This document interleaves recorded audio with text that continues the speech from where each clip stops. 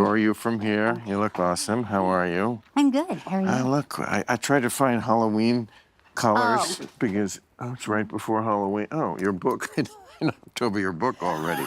Well, we get right to the plug. Yeah. Unscripted. Okay, we will get to that. I'll just hold it up the whole show in front of my face. Thank you. But I did, this is as close as I don't have any orange clothing. No, well, I think orange would be too much. I think it's always too much. As clothing? Orange? Orange or red. I do not like red on women. You don't? No. And I've had a number of women over the years. There's been a lot of years. Try to impress you with red? Well, well, I feel like think men are like a bull. Yeah. And you know, if you it wear attracts. like red, like blood red lingerie, such a turnoff to me. I did not know that. Well, why would you? Well, we've never talked about it till now. But I'm glad to know. I am glad to know. But that's odd because I wonder if because lingerie stores, it's mostly black and red. No? Well, no. There's like powder blue. You know, I like those kind of pastel. Something soothing. Right? Is that what you're saying? To even out my your intensity. Exactly. No, I don't know that that's why, but I just like, you know, I don't like thick, loud clothes on women. Like I don't like leather or. Oh, I'm wearing leather. Awkward. No. I mean, it looks great on you. Backtrack. Okay, thank you. No, it's sort of like. But like some S&M type of a. No, you like that. No, I'm just with someone who like I might be like touching during the night. Oh, you know, like you're at you don't need this in the middle of the night. It's just. I'm trying to get to the bottom of it. It's just it's too thick, you know. Yeah, like you thick. can't touch. You want to feel somebody's. The woman. You want to feel the woman. Right. you understand I get you. that. I totally get you. I know you do. And I'm so glad you're here. I'm so glad to be here. I've been dying to talk to you. I feel like we have a lot to talk about. We certainly could. We certainly could. We have a lot in common, I think. We do? And, you know, you gave me a great subject about a year ago to talk about when they attacked you, and I was more than happy. I really appreciate that. It was a labor. I really appreciated that. A labor of love, because I mentioned it in my book. Oh, great! Yeah. Oh, that's fantastic. Yeah. The book. Are you talking about Unscripted by Cheryl Hines? Yeah. Wow, you really held up well. You look fantastic, both in person and on the cover. And on the cover. Yeah, you look just the same as in the cover. Thank you. Yes, it's on the book, and that has to be something. And we live in an age of, airbrush. The least of it. I'm talking about filters and, you know. Yeah, and then you see someone in person, you're like, whoa. The things that young girls they must find attractive, because I know, you know, not too recently, but not crazily long ago, I remember some girl I knew, she was on the younger side, and would send me pictures of herself that were like, I'm like, wow, you think this is attracting me? That you look like a fucking science project? Oh, just like too. Yeah, like it can't. I don't think it's something she actually did to herself, although I don't remember. No, I didn't know her very well, but I think it was just more like the filter or like whatever. But whatever it is, it was like didn't look like a real person. Right. By the time he gets to you. Yeah, and obviously, I'm thinking. Obviously, you think this is attractive. What's good? Yeah. But you would like to see a pore, or I like to see a human. Yeah, that's fair. You know, and women are beautiful. We don't need to like. I mean, and they do it so young. I know. It is sad, right? Sad. And I think it is because of social media, right? I don't know. You have a kid around that age? Yeah, I have a 21-year-old daughter. Oh. Yeah. 21 is an interesting age for women. Yeah. I feel. Having known many at that age. I bet you do. Yeah. No, over the years. Okay. I'm saying. I'm not saying. Right now, you're in. I'm not saying I'm not. I'm not saying anything. But I'm not pinning. But it was like I feel like women have a brief period when they're wild. You know, girls just want to have fun. Remember that song? I do. Yeah. That's true, but it ends like fairly quickly. Like by the time they're 25, They know what's up. they And know it's what's like, up, I got better things to do. right? And I'm not experimenting anymore, Yeah. and and I'm maybe thinking about, the one, and suddenly, Right, it's like right. they get to be a mature person, an adult by Yeah. 25, a woman, Yeah. whereas a man is a boy until Could be till he dies. who would know better than you. With that, I'll take a sip. No, I'm just saying there's some men in your life who are. Yes. I mean, Bobby was. I love him. Yeah, he loves you. I hope so. He does. I've done my jokes. I know. I've also done a lot of things in support that most people have not. That's true. Yeah. I think he has some amazingly good ideas, and he's gutsy, like almost nobody else is. Yeah. As far as like, I will lose my family Yeah. for what I believe in. Yeah. I will lose friends. I said to him when he was here, I said, I don't think your father would agree with you on everything you're saying, but I think he'd be very proud of you for the way you stand up for Yeah. what you believe in. I agree. Yeah. And one of the points I made in the thing I did about you was that, she made it plain that she doesn't agree with everything. That's got to be enough when you're in a marriage. I know. It was, I mean, it continues to be sometimes, but yeah, when a lot of people are just mad that I'm married to Bobby. They're just mad, Cheryl. They're just mad. People are just mad. They're just mad. I know. It's you today. It's I something else know. tomorrow. It's It's true. you can tell in their vitriol. What made that piece, I thought, so much better was that it just happened to be after the Democratic convention. And Obama, that week, and the person I went after hard was Bradley Whitford, who was just and like I say, I thank you also because it gave me a chance to, say this, when people ask me, why is your thing about the left these days? I'm like, well, I'm not a Republican, it's not going to happen, but this level of obnoxiousness that did not exist in the old liberals that I remember. This level of vitriol, and it was right after Obama and Clinton had got up at the convention and made their plea by saying, I forget Obama's exact words, but it was like, we have to stop scolding and shaming. Right. We have to stop seeing people as the worst of what they are if we just disagree on one issue. Right. I mean, it was, and I remember saying in the piece to Bradley Whitford, did you go to the bathroom when he was, because it's almost like he's speaking directly to you for what you said about Cheryl, which is, she must burn in hell because Yeah, it was weird. I mean, I talk about it in the book because I was trying to stay off social media. I try to, but you get sucked in every so often. But I woke up and people were texting me like, whoa, this guy's such an asshole. And I thought, oh, I had a lot of guesses who the asshole could be. I did not think it would be Bradley Whitford. I was like, whoa, why is Bradley Whitford coming at me? Because it could have been, it was him, but it could have been, and was other people. Yeah. I mean, this town is a bunch of people like that. Yeah. I mean, I get basically the same thing in different forms. I know. They are not big thinkers. I'm sorry, they're not. I say it all the time here. People in show business, their talent is awe-inspiring. Yeah. They're not that bright, with notable exceptions. But they're not, and they think they are because they're very that's talented. The problem is, somebody sitting in their chair thinks that they could do better on the Hill. It's like, well, then go on the Hill and try to make change. But you're just sitting here criticizing everybody else. But acting like you know better, you would do better. And they're all hard jobs that people are doing in D.C. Really hard jobs. Yes, and a lot of them are sincere. Some of them are not.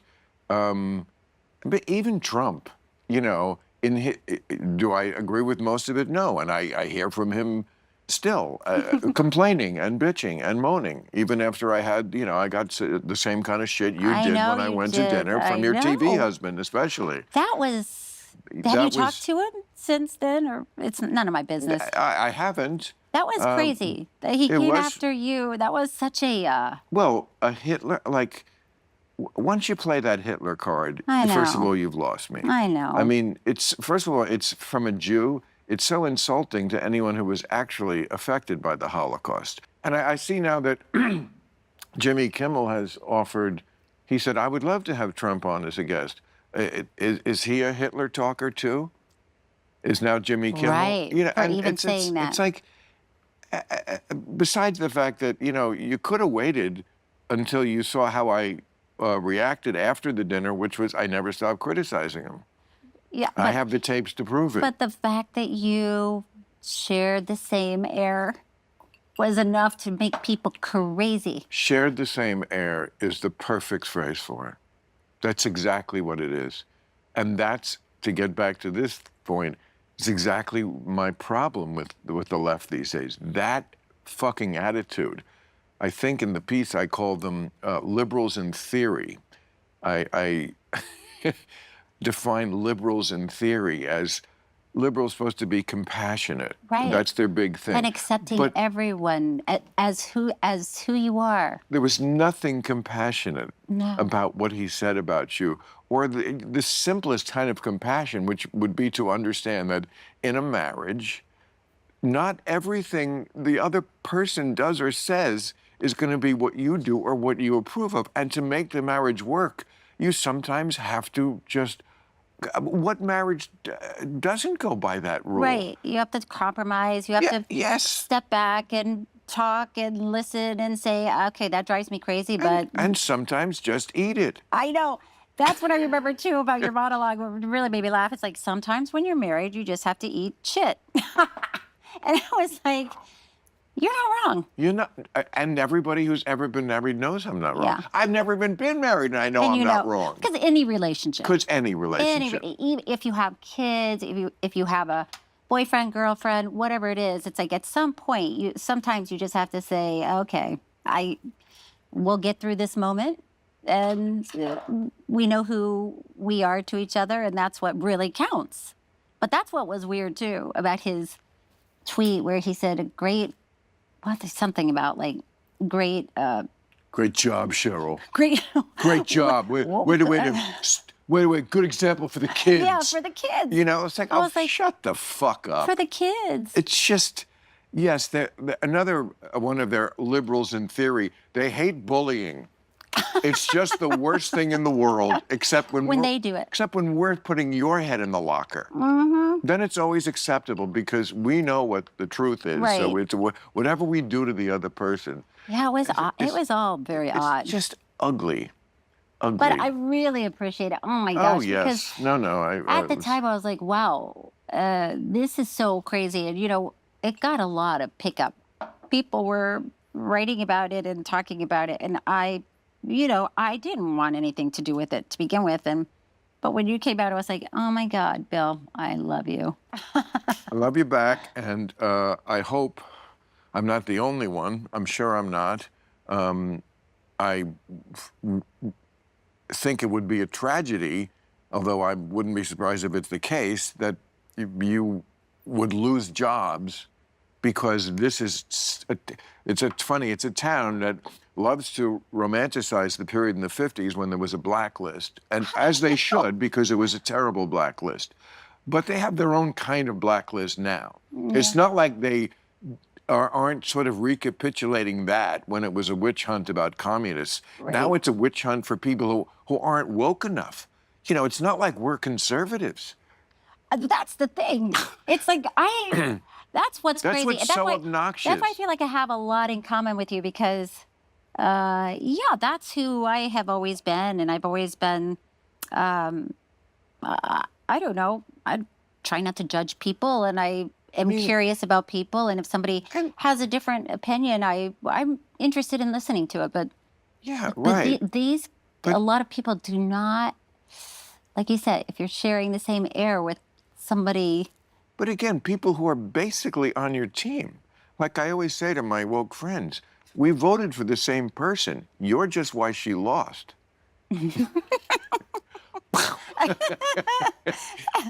I mean, the whole election was cuckoo birds. Yes. I was the first one to point that out about Trump, that he's not.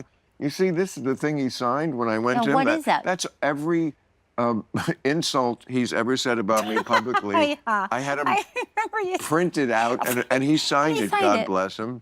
He's, I mean, he's, But I earned every one of those. Yeah. You know, it's not like I was ever deceived before or after I had dinner with him, Right. and I want to have dinner with him again. Yeah. I think he needs more people, and he likes people talking to people. he does.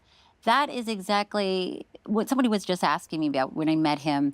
What surprised me the most, and I said I was surprised that he really likes to listen to people. He's very curious and what They you have to hated say. when I said that. Again, because I'm just telling you what happened. What, should I lie? I guess so. I guess Right. that's He what they kicked want. me in the balls Yeah. under the table, and then Like he I threw, knew he would. He threw the spaghetti against the wall Yeah. when I raised the subject of tariffs. Yeah. No, no. Yeah, It he wasn't- listened. Yeah, I think he actually wants more people around him for a stimulating conversation. Yeah. I was very surprised at, and mentioned it again, they hated me for it, that as opposed to so many important people I've met who, when you talk to them, you don't feel like they're really listening. They're kind of like, you know what I mean? And then when they answer you, it doesn't quite track, you know? They're just waiting for their turn to talk. Yes, or they're just on a different level. I mean, Yeah. these are show people too. I've had that. But I didn't get that with him at all. No. I got a guy who looked in my eye, Yes. was listening to what I said, waited until I finished, even when it was contradictory, when it was he never got blustery or mad about it. You know, he said some things that I don't agree with and some things that I think are just, you know, plainly not right, like, you know, third term, yeah, I think you could do it. I'm having people look into it. No, you can't do it. and you can have people look into it from now until the end of time. It's like 12 words in the Constitution. You can't do it. But he didn't get mad. Right. And then I also made the point that, you know, I went home that night and I was getting into bed in 60 Minutes. I taped it. And there he is on 60 Minutes, and he's like ranting and raving. I'm like, who's this guy? Yeah. This is not the guy I met.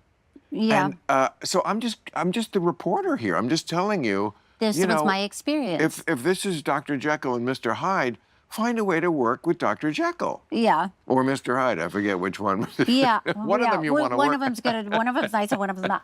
And I couldn't tell you either. But yeah, I think it's you know, it's a matter of style, his leadership. A lot of people hate it so much that no matter what he accomplishes, like the day the hostages were freed, Yes. Bill, I thought Awesome. I woke up, I turned on the TV because I wanted to see it, if it was actually happening. And it did. And they were all released. Yeah. And I thought, this is the thing that's going to bring people together because everybody wanted that. And Yeah. I didn't hear people celebrating it. Oh, I did. And got shit from a lot of media for it. I forget who said their headline was something like, Bill Maher spent 6 whole minutes praising Trump for his... Okay, well, it was a panel with 2 other people, so 3 of us were talking. 6 minutes on the subject isn't really that outrageous. It was kind of the big story of the week. And yes, it's a huge story. It's still a huge story. It was Mark Cuban and Andrew Ross Sorkin, 2 really smart guys, and me. And yes, we were all kind of in agreement. How credit could where credit anybody is due. Not be in agreement with that. Because it's about Because it's their Trump. feelings. It's about how they feel, Cheryl. Yeah, It's even not about what really happened. I know. How does it make them feel? Not good, because Trump did something good. You know, Well, and it's that's like I'm not going to live in that world. and it wasn't just something good. You know, this was what people have been I said that. fighting for. They've been Trying to do this protesting. forever. They've been. Yes. You know, I was reading Kamala Harris's book, and Would you lose a bet? that really made you do a spit take. Seriously? That really made you do There's a sentence I never heard after Pass Me the Anvil I was reading Kamala Harris's book, and they say you're not liberal enough? Yeah. People, she's reading Kamala Harris's book. Give the woman a break. But she was talking about, the hostages and that the whole situation. She was basically saying it's impossible. Just we tried, and it's like, well, Right. but it seemed impossible, yes. Well, and then it happened, and both sides were released. It wasn't just, oh, this side got fooled, and and that was when I lost a lot of respect for some people. I lost that respect a while ago. But to that point, if you're in the wing of we don't breathe the same air, and how dare you talk to the president? Right. Why? What am I going to elevate him? Right. Oh my God! What's he going to become president of the United States? Right. There's no there to their argument, and here's a very good counter argument. The Middle East deal shows that, especially with him, everything is personal relationships. Yeah. If you don't get that about him, you're just screaming into the wind. Right. I hate Trump more than you do. Right. That's all they have. Right. Wow, you win the beat a dead horse contest. Well, it's true. It is even like the Middle East. He is, and you're right. It goes back to when you meet him in person and he listens, and he really does want peace. That's one definite plus with him. Yes. I learned that at the dinner. Yes. But you also see it in the actions. Yes. He really hates war. Yes. Now look, I mean, I'm an Obama guy. When Obama said, "I'm not against all wars. I'm just against stupid wars," that's more my position. Yeah. I hope that Trump, first of all, I was not for his plan with Ukraine, which was, I can get a peace deal. Yeah, surrender. Yeah. Give Putin everything he wants. And it still didn't work. It just shows it works someplace. Now he just come back from China. I don't think he's handling China right. I think he thinks we have more leverage with China, and China has all the leverage. But in the Middle East, it worked. And part of the reason why is because they did have those personal relationships. Yeah. Jared Kushner, I know some of these deals with the Bahrain and whatever are probably a little sketchy, and they're going to make a lot of money for the family. Okay, I get it. But you know what? We're living in the world we're living in. And the people who are on their high horse, I mean, look, the head of Saudi Arabia did chop off a reporter's head. It's no doubt about it. And for a year, Biden was, I don't talk to you. And then he had to. Because it's Saudi Arabia.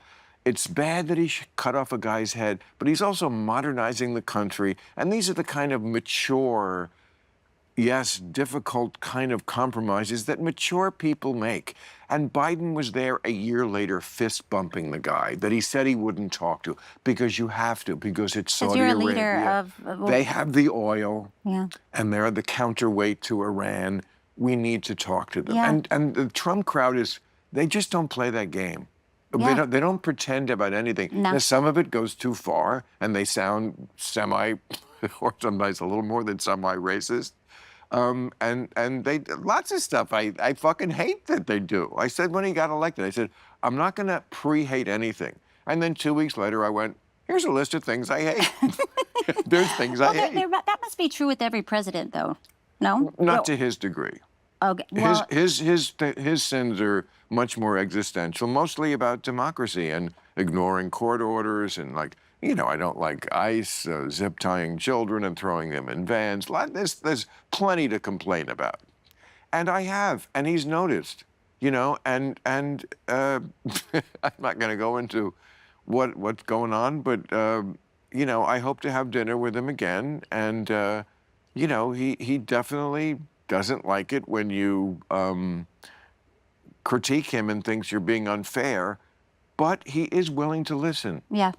And he totally is not, because I, had dinner with him and then didn't become a Trumpist, he will yell at me, but does not want to cut me off. He does not want to cut me off, which is something I cannot say about the left. Well, they want to cut you off. Well, that is true, because the Republicans have been very kind to me from the beginning.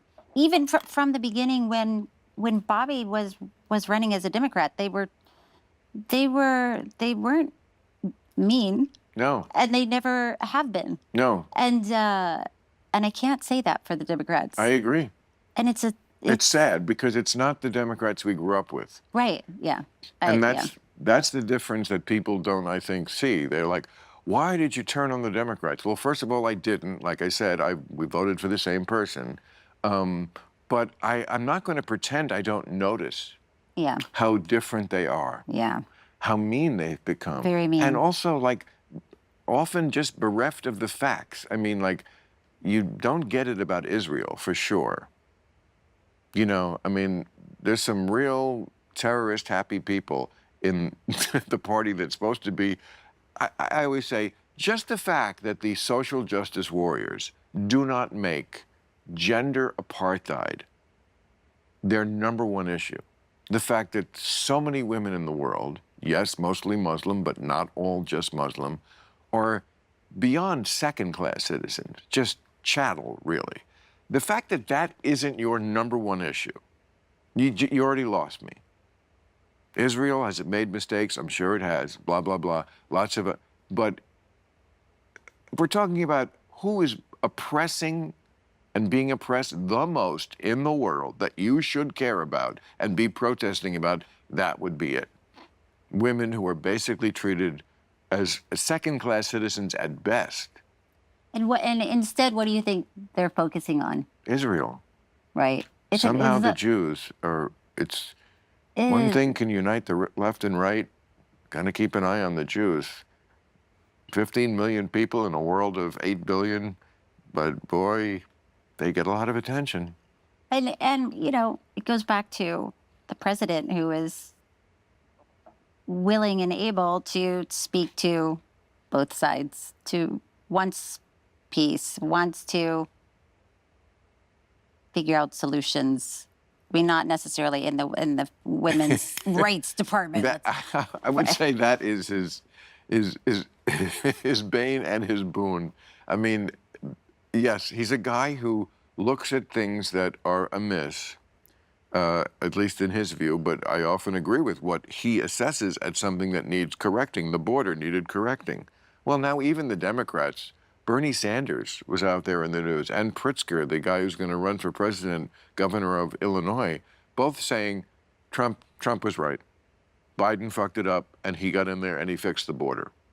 I mean, that's pretty amazing when you got people like that saying, okay, you did the right thing. So most of the other things, like, I agree, our colleges insane, have elite colleges gone out of, yes, that's the mouth of the river for all of this crazy woke shit that's where it comes from.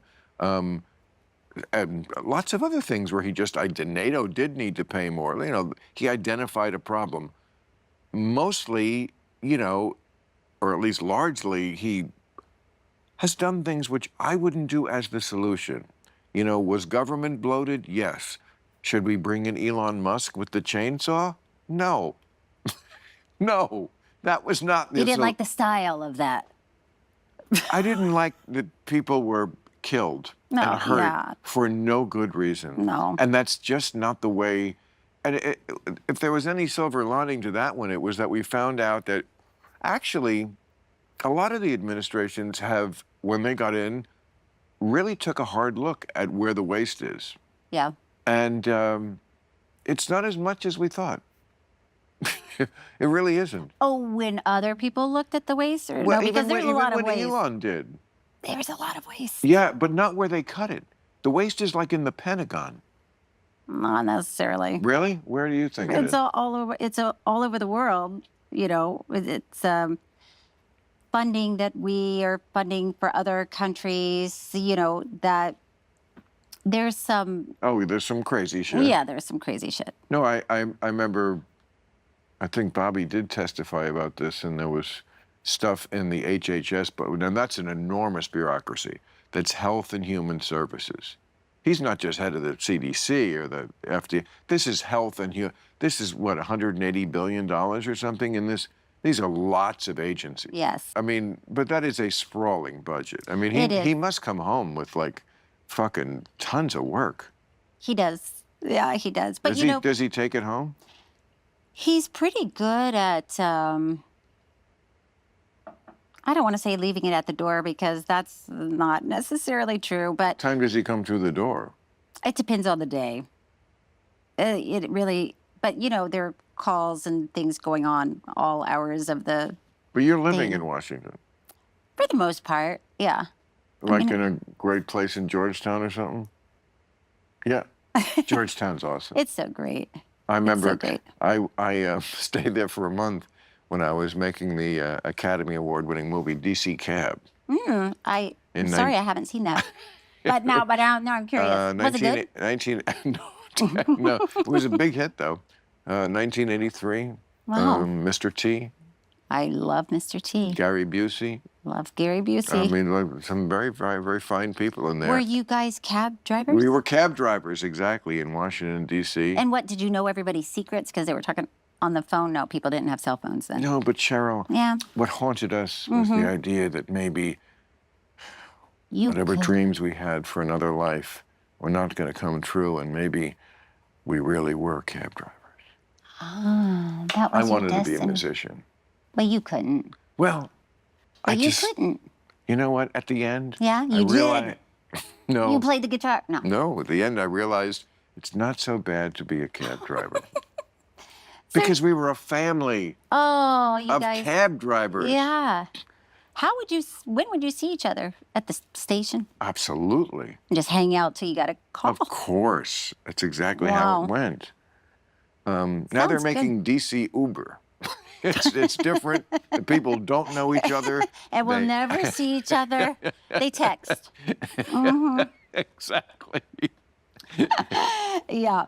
But I stayed in Georgetown It's for so cute. a month. It's really beautiful. And I really loved it. I mean, that's just such a cool neighborhood. Yeah. It's a beautiful city. I mean, it's high end, but there's also something a little bohemian about it. Yeah. You know? Yeah, you can wear jeans there.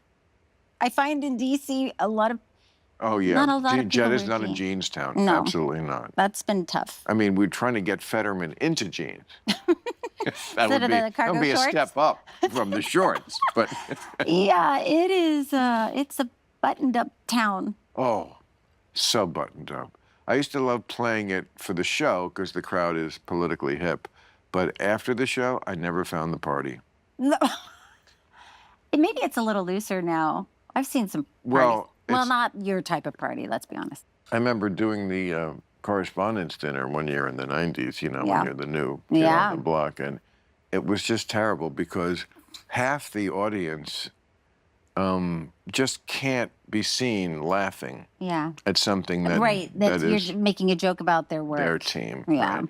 So Yeah. it's just a shitty crowd. They should, and every year they try to get a political comic, and every year it's a disaster. And they should, not every year, Stephen Colbert, who I do not like, and he doesn't like me, and that's fine. But the year, I give him credit for that, the year he did it in front of Bush was a genius performance. A great use of true satire. But generally, it's a disaster. They should just get a juggler or somebody who's apolitical. Right. They think they can shoehorn politics into that. But it doesn't work. It's not funny. It's like, no, I tried to get that bill passed for 2 years. I know, because now, like an insider, you know, I see things from a different perspective. And it's, Like what? just, you know, counting votes and Yes. do we have your support? The and, minutiae. Yeah, and it's like we and even like the Horse hearings. trading. Yeah, horse trading. And tomorrow, a lot of stuff is like popping off every day. Like tomorrow, we're making an announcement. And, Bobby has to do that? Like, he has to do that kind of horse trading with senators and congressmen to get their support on shit? I wouldn't say he does horse trading, but you know, something like favored nations drug pricing. You know, that was not easy to do. Favored nations drug Yeah, pricing. so the president and Bobby, it was really important to the president that Americans don't pay more for pharmaceutical drugs than other countries. So we've been paying sometimes 100% more, 500% more. There's no laws about it. No. It's crazy. And so to get that to happen, What to happen? So we're fixing that. Yeah. Oh. Well, we've had big pharmaceutical companies come in and say, yes, we're doing it. We're not going to charge Americans more than we charge other Yeah, I read countries. about Pfizer. Yeah, Pfizer. I mean, What? that's amazing that they, that these companies are coming forward and saying, yes, we'll do it. Because,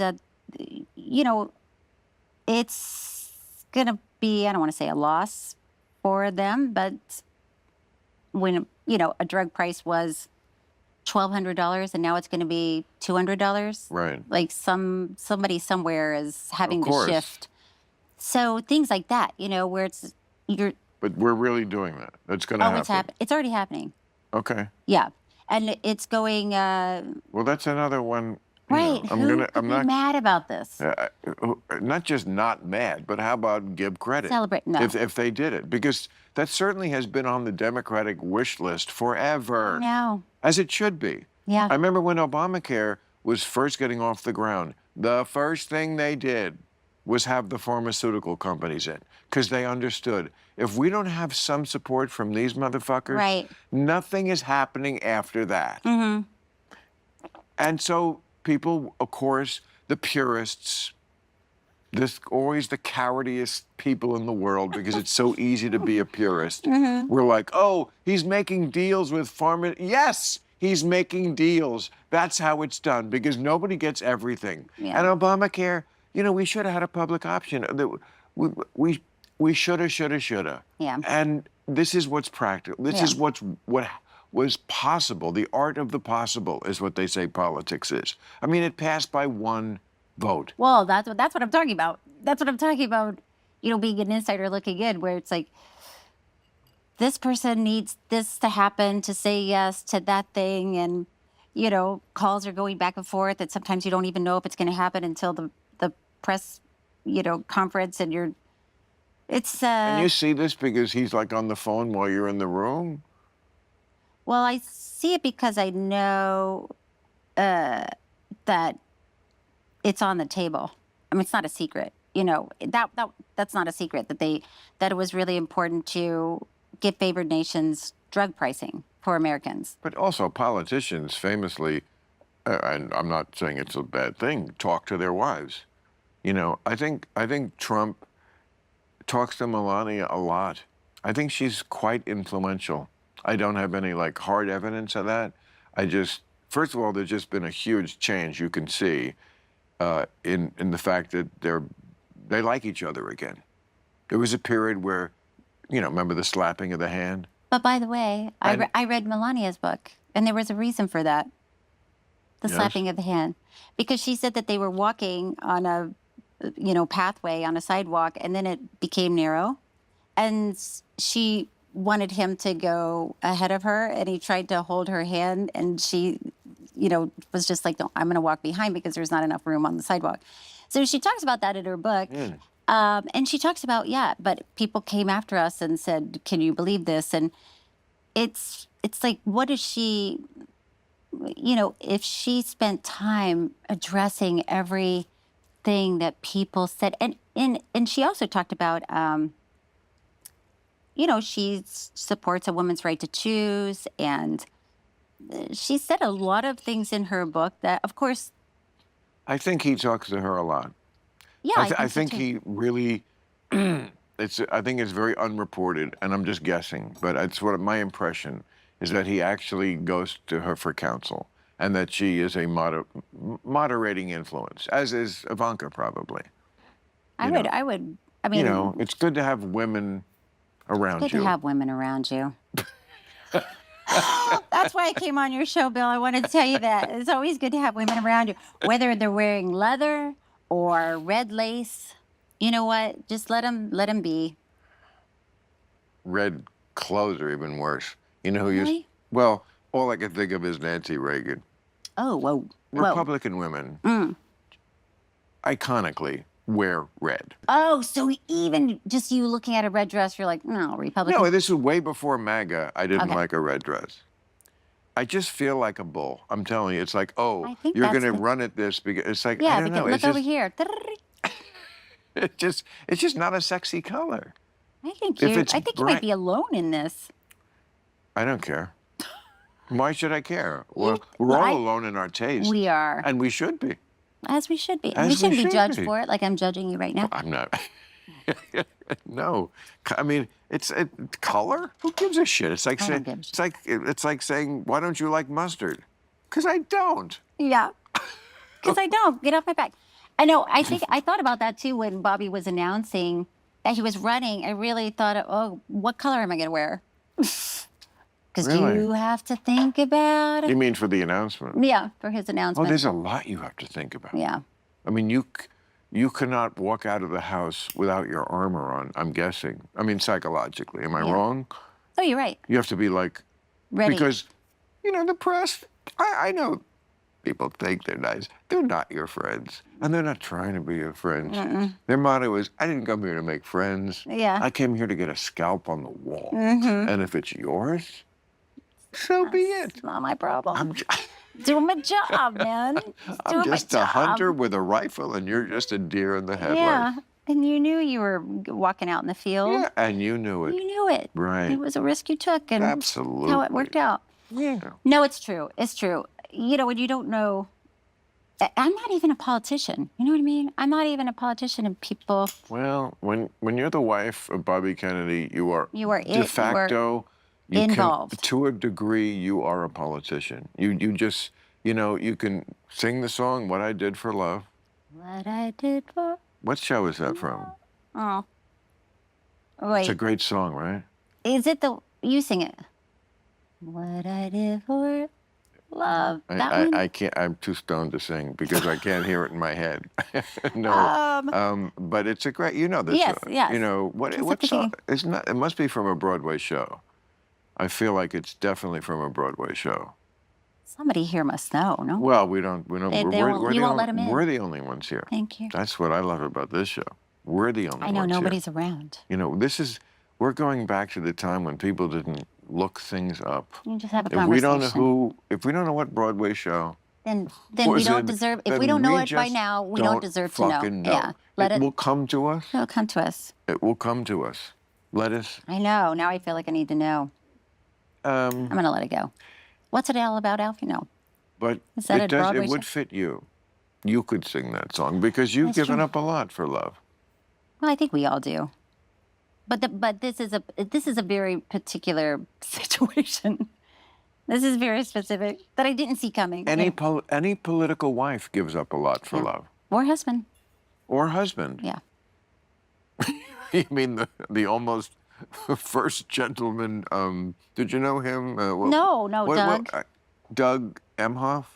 That sounds right. I know, and I just read the book. I think that's his last name.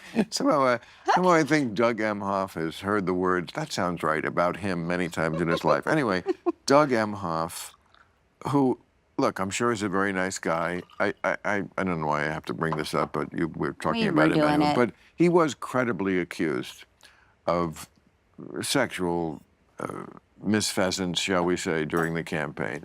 Oh, I didn't know that. Really? That never got on your radar? No, there was a lot of other crap on my radar. Well, that just shows you when the left-wing bubble wants to close the wagons and make you not see it. No, look, I'm not saying he did anything that should have disqualified her in any way, but they just did cover it up, and it was very similar to other things that they have blown crazy out of proportion. It seemed credible. It was in Cannes, he was on a date, this was before Kamala, and he just acted like in a terribly rude, horrible, misogynistic way.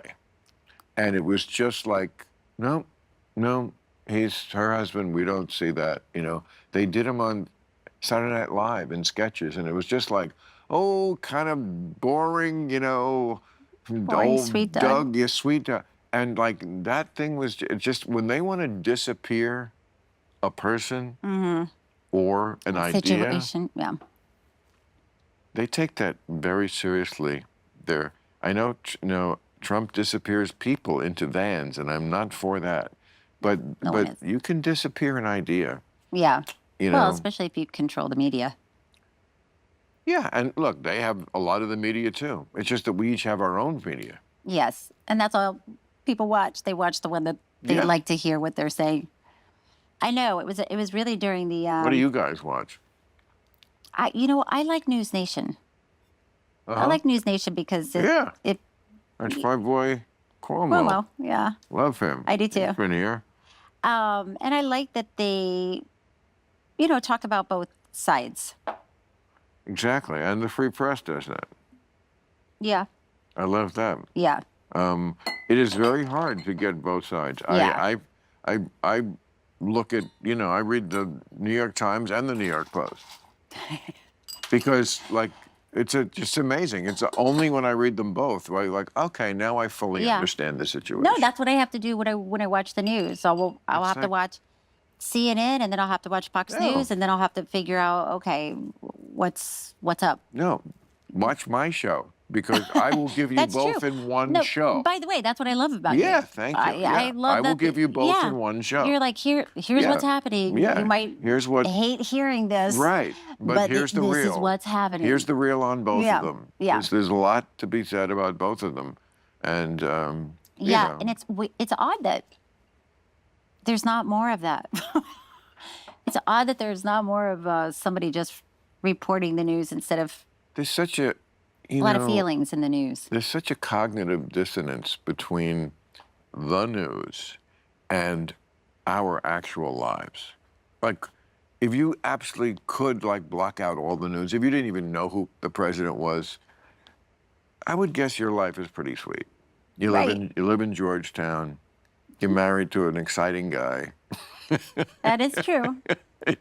He is. He is. He's fascinating. And exciting people are going to be flawed.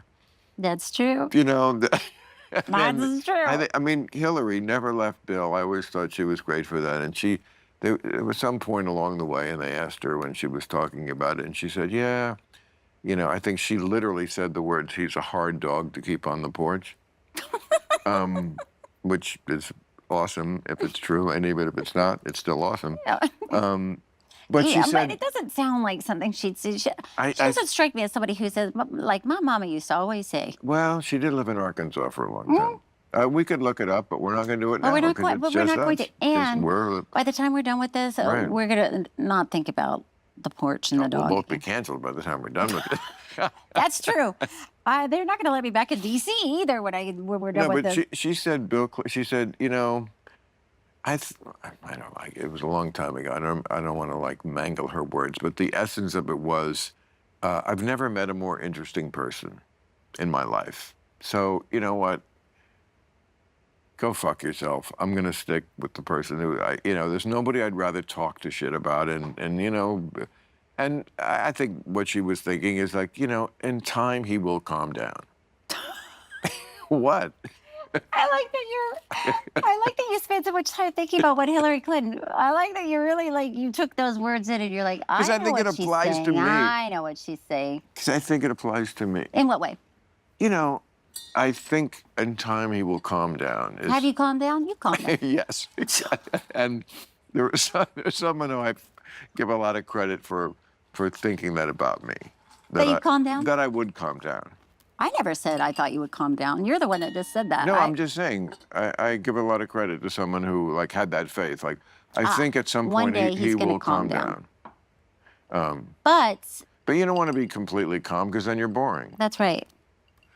So I'd rather have the interesting part. I mean, life's short enough, and let's be there for the interesting parts. And like I say, reading the news, you can get yourself into a lather of anxiety, but your actual life, if you didn't know, you're wearing great clothes. I love the leather.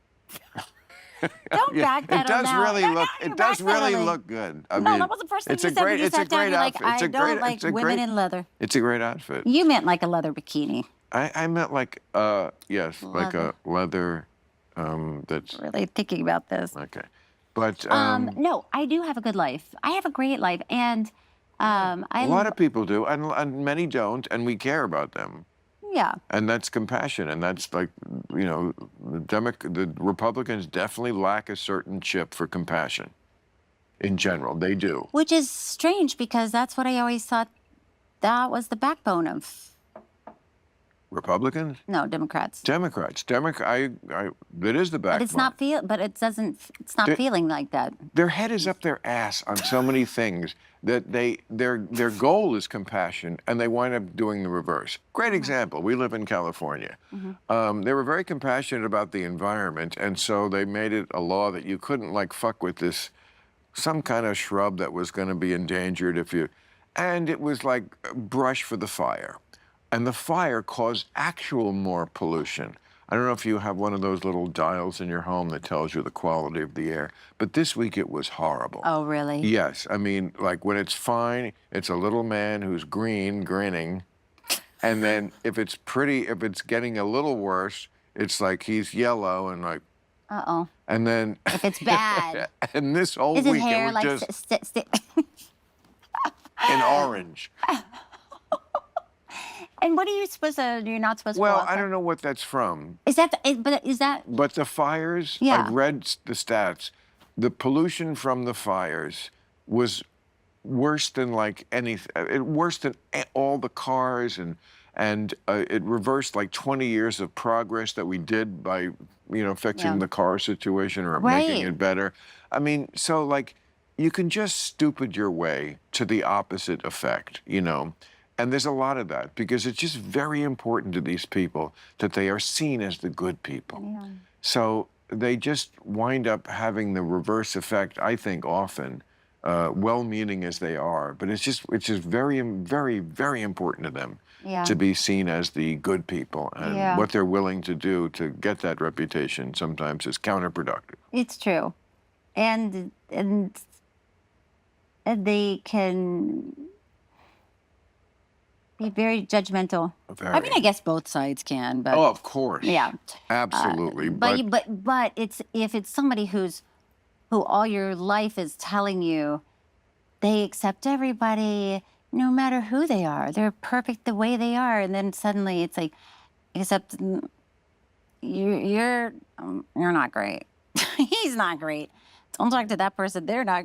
They're very hypocritical about heterosexual relationships that are age inappropriate for the people who are supposed to be, well, all accepting. I was born that way. This is what my body is telling me to do. What, do people give you a hard time? You don't have to answer. Yeah, they do. And I don't give a fuck if they do. I'm sure you don't. This is what my body is telling me to do. Yeah, I'm honoring my body. And by the way, it's what 90% of men's bodies are telling them to do. You're just acting on it. Get with a 20-year-old. That's what their bodies are telling them to do. If you can. If you can. And no. But I'm just saying, I don't know what I'm saying. No, you were saying that this group is saying that they accept everybody who they are, and then you're dating a younger woman, and it's like the most judgmental people in the world. And which is okay, but then don't act like you're not. This is what's so frustrating about the times we live in. Like politically, I am more with the Democrats and the liberals. Especially on the issue of, democracy and trying to preserve it. Okay. But on the other issues, they just get under my skin, the left, so much. Whereas the right, you could have this conversation and, all my friends on the right, Kid Rock, who brought me to the White House, people like that, Dana White, Trump himself, all these people. You can have these conversations. Charlie Kirk was here. All these people, you can have these conversations and come to that point. I remember when Dana was here, when all of them were here, probably. We get to that point where we're kind of yelling at each other. Yeah. And then I always take it back down. And by the time they leave, we're all great friends. Yeah. And they're okay with that. Yeah. The left isn't that way. No. They're more like, no. If you're not with me, I fucking hate you, and you're a deplorable, or you're with the deplorables, or you're talking to the deplorables, or you had dinner with Hitler, or something. I know. And it's just like, it's like you people are you're such babies. You're just not sophisticated people. To quote another show on our network, you are not serious people. Serious people talk to each other, and they accept that you're going to get to this point where you don't agree. There's, again, the marriage thing, it's just this, it's very comparable to politics. There are things you're just going to go, I don't know Well, I agree to what the disagree. fuck, but can we fix this together? Yeah. And can you not hate me? And if you don't hate me, maybe I'll, let's just, I see that we have Marjorie Taylor Greene on our show Friday. That'll be interesting. Very on Halloween. By the way, I've met Marjorie too, and she was very nice. I mean, not people are gonna be mad at me for even saying that, but she's like. My line is, everybody's a monster till you talk to them. Yeah. I mean, well, no, I'm not saying she's a monster either, but yes. No, but a lot of people think that. she's a monster till you talk to them, and then they're not. And then they're not, because they're just people. Because they're people. But, during the election, I remember when, the primaries, right before the primaries, and it wasn't clear who was going to be the nominees, right? Especially Republican. Although at one point it was like, very clear it was going to be Donald Trump. And I remember talking to one of my friends who said, "Can you believe it?" And I said, "I can." And I said, and I think what we should be talking about is half of the country really supports that, really supports him. So why do they? And she was like, looked at me like I just had given her a little tablet of poison. I said, have I said something? And she was just like, how could you even say that? I know. And I was like, oh, well, aren't you curious? Like, right. Why aren't you curious about, do you think there's any part of that answer that might be in the mirror? Is what I would say to any part of the answer. Not the whole answer. Yeah. I agree. Yeah. But just any part of that answer that might be in the mirror.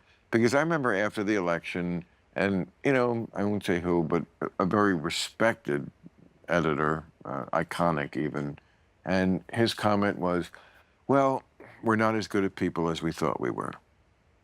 Half of our people are bad people. Yeah. I mean, that was the right. I'm not that was paraphrasing, yes. but that was the takeaway from the election. Yeah. Half of our people are just bad people. Yeah. We're the good people. Right. And we know who the good people are. Right. Okay. But and so everyone knows. And what we have that's to do, me, and they want to make sure that they. Right. What we have to do is make sure that the good people own and destroy the bad people. See, both sides think that. They don't want to compromise. Both sides. I agree. I just want to own you and destroy you, which is a great strategy, left-wingers, until they're the ones who completely own and destroy you, which they now have. I mean, there's no checks on Trump. Okay? So somebody got owned and destroyed, and it was you. So maybe that wasn't the greatest strategy. Right.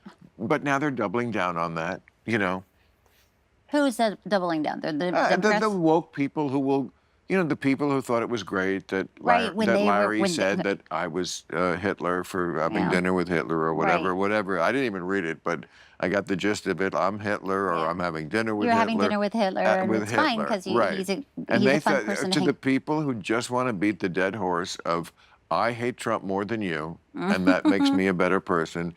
Great. Again, I have the thing with 56 insults, so I think I can come to this fight. Did he read those?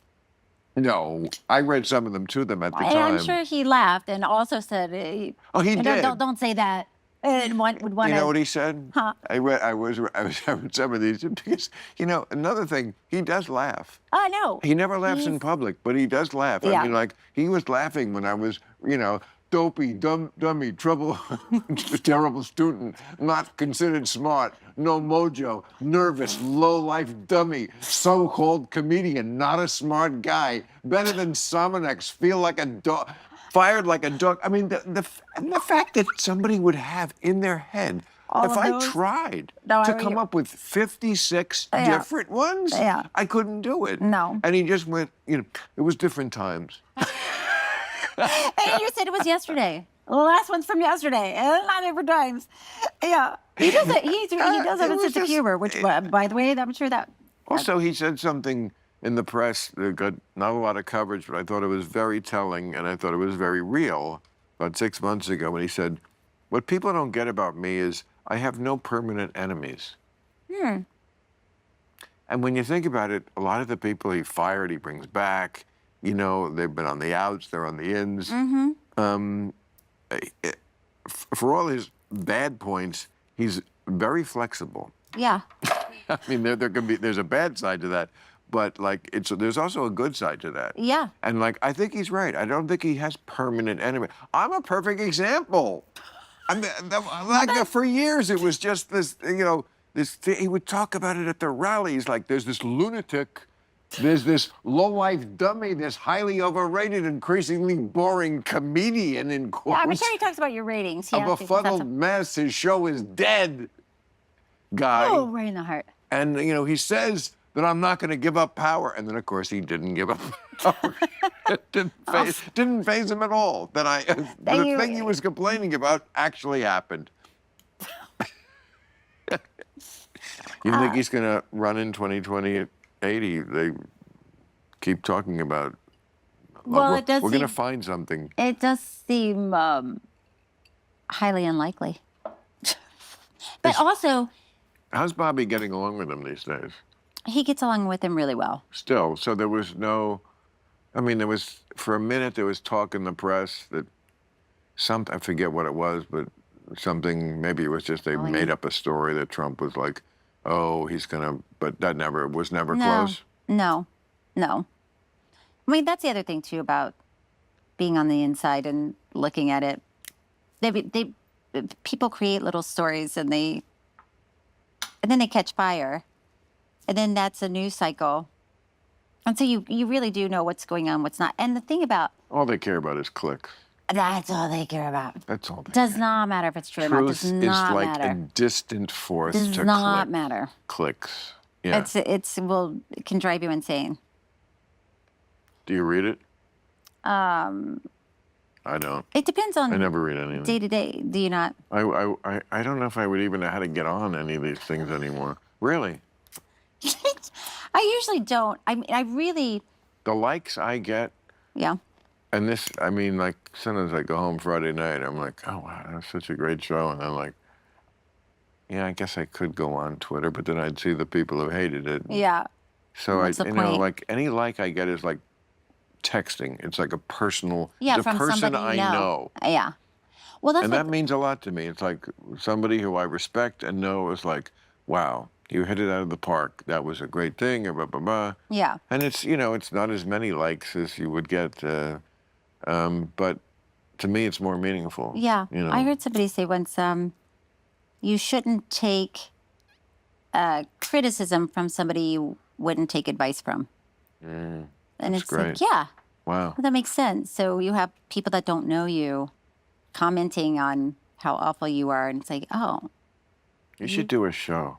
That's what you should do now. What kind of show? You know what? Fuck the acting thing. You know, that you are never going to convince the 90% of the cowards in this town who I'm telling you, very talented, not that bright. They're very afraid. They're very afraid of being on the wrong side of an issue. Yeah. So it's just easier just to get behind Professor Mark Ruffalo. He knows everything about Israel. You know, so just do that, and you're always going to be safe doing that. Yeah. There's always going to be safe attacking you. That was always going to be the safe choice because you're on the wrong team now. So just attacking you is very safe. We don't have to look into it more, and we don't want to because we're actors. We're not readers, okay? If we were readers, we'd be different categories. We're actors, okay? We read the part that makes us sound good. And if that part is saying, we must stop genocide, yeah, well, you don't know what genocide is. You got your facts wrong. You don't know your history. You get everything from TikTok. But I get it. It's a better speech. It's a better speech than 400 million women around the world can't dress the way they would like to. I mean, can you imagine just not having the choice to dress the way you want to? Taking leather out of the situation. No, I would be. Where would I be without my leather pants? No, it is hard to imagine what's going on in some countries. Really hard to imagine. I think that's the way to. I just realized. I think that's the way to frame that issue. Yeah. To get women involved. Can you imagine living in a society where you did not have the freedom to choose what you wanted to wear. I mean, by the way, it's more so not having the freedom to get an education. That's Too. Yeah. So, I mean, there are a lot of things we could put on this list. There are more places and countries where a woman can get an education. They're not all Afghanistan where you can't. That's the far end of the spectrum. But where you also still couldn't dress the way you wanted to. Yeah. You certainly couldn't leave your pretty blonde hair showing. I know. It's really hard to. It's just a choice. I mean, I feel like that should be a choice. The fact that, some on the left have taken the head covering as a sign of liberation. It's like, wow, your head is really up your ass. Yeah, if you think that's a sign of liberation, I almost did a spit take. What? I almost did a spit take. And ruined that leather. No, I want to ruin my leather. At least it wasn't red leather. That would drive you crazy. What if you walked in and it was like red leather head to toe? You would have walked right out. Yeah, but if the girl was hot enough, I could forgive it. You get over it. You'd be like, Guys are like that. Yeah, it's like, okay, tonight's. I used to do a whole bit about especially when you're younger, no matter if you wanted to get laid, no matter what a woman said, it didn't matter. I steeled myself to some really bad personalities way too late in life. Well, let me ask you this. For how long can you do that? Let's say you meet a girl and she's really hot, you're very attracted. And let's say you have sex with her on the first night. Oh, I like where you're going. So if the pillow talk is you realize, whoa, we do not have anything in common. Then are you still the next night like, hey, you up? Yeah. No, you're describing a different guy. Okay. Look, I never got married, and that's for a reason. Yeah. Some people, don't get married because they don't like girls at all. Some people don't get married because they like them a lot. That's your category. Right. But I was never really like that first night guy. Really? I'd have liked to be. You just didn't have the option? You didn't have the game? I mean, it's happened sometimes, but first of all, when it could have happened more... Were you famous? No, I mean... Okay, this is when you were not famous. But did it make a difference after you... But I'm still not famous to any woman usually under 30. Interesting. They have no idea who I am, which is great. Better. Yeah, you have to work harder. Well, no, it's just that, you have to say, you want to watch my show? That sounds like it's going to be good. It isn't. But it never is because then people who are like fans, then they're too nervous. Right. When you go to have sex, they're they're just frozen. I'm telling you. Yeah, it's happened more than once. They just they're too They're I can't believe I'm doing it with I Bill guess Maher. so. I guess so. But it's and then that makes you feel it's so weird. much better to have somebody first of all, yes, they like you for you. Yeah. And they're not overwhelmed by the experience. Yeah. which is not that's not exactly a pussy wetner being overwhelmed. So I like that you want to keep women underwhelmed. That's what I'm hearing you say. Underwhelmed by my celebrity, overwhelmed by who I am. Oh, okay. I thought you were going to say your skills. No, but I'm not out there. I'm not. Look, that's not who I even am. I'm not out there trying to find women. I'm totally You're not. No. But there was a day when you were. Definitely. A few days. Many days. And yes. so you have calmed down, settled down. Totally, and I don't like to reveal. I wish you would. Too many specifics about my real life. I don't think that's ever productive in show business, but I'll just say I'm extremely happy. I'm very extremely happy. So that's okay, and that's you all don't good. have to answer this question. Are you extremely happy because you have someone that you like to hang out with? Yes, that one. Yeah. That's so, see, isn't that, it's so nice. It's so nice. Oh, I mean, nice. It's you hit on different levels, not just one. I hit on different women. But now you're not. No. No. No, I don't want to, and I'm too old to. And no, everything came out in the wash. But you know, I have probably more regrets about that part of my life than any other part of my life, because the fact that the stupidity reigned so late. Yeah, just your look. I'm not, no, I'm taking it in. I know. I'm taking it in. It said it all. No, Like, no, I no. didn't need any comment. I don't know. I was just thinking, no, Bill, I was just thinking because. But it does. Yeah. Because it's like it doesn't. Like. You want to have somebody, it's nice to find somebody who you can share your experiences with. Right. And if you don't find the right person, then then it doesn't work. Then you might as well just fuck around. You know what I mean? There's only two real pleasures in life. I can't wait. I think. There's doing. Spaghetti. No. There's doing what we're doing. Yeah. Just talking, having an awesome time, connecting mentally, like having a couple of drinks, smoking, and there's just this nothing like mental ping pong. I agree. And fucking. Everything else is kind of secondary. I mean, yes. You're just filling time so you get to do it again. Well, no, there's something wonderful about, taking a bath and snuggling up and watching a movie and bowling. Because it's very intimate because you don't do dinner it with friends, but nothing is as good as this or fucking. Because it's intimate. Because you're truly connecting with somebody. I've said to people, I hate that I have to decide between kissing you and talking to you. Oh, that's very sweet. And sexy. That's a very sweet. But it's true. That's been true. That's a very sweet sentiment. Yeah, well, try getting it, though. I mean, it's not like that grows on trees. No, I know. That feeling with someone and having that with someone, and sometimes you have it, and then you don't have it, and I mean, it's like that's a feeling that's a high you're always chasing. That's true. So if you catch it, you should hold on. Well, you shouldn't fuck it up. You shouldn't fuck it up. That's what men's usual trip up is. They love to fuck it up. They can't think ahead. We don't want to. I know you don't. You're not trying to. We're not trying to. But at least give us that. I will give you that. You're not trying to. We're not trying to. We can't help. But once in a while, you're not thinking.